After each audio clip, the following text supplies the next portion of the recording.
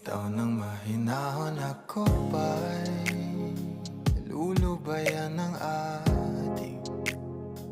mga kahapon na di na kayong